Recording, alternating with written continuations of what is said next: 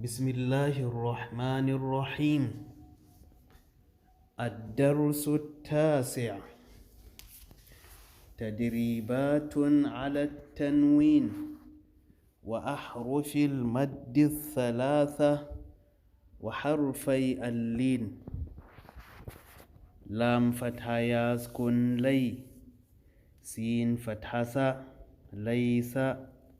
ميم فتحة ألف سكن ما،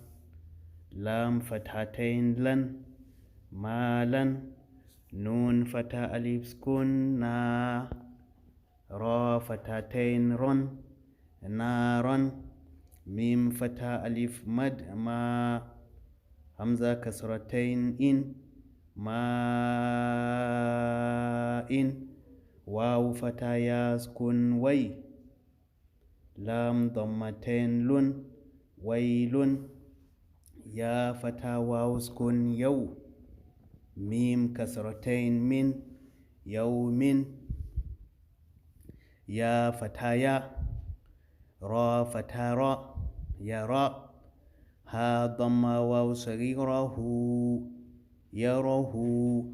حا فتحة ألف سكن حا، سين كسرة سي حاسي،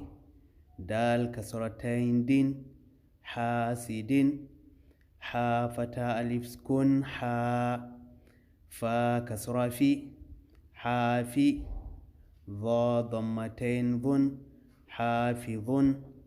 دال فتحة ألف سكن دا، فا كسرة في دافي، قاف كسرتين كن دافكن، شين فتحة ألف سكن شا، ها كسرة هي شاهي، دال كسرتين دين شاهد، عين فتحة ألف سكن عا، با كسرة بي عابي، دال ضمتين دن عابد. الحمد لله رب العالمين.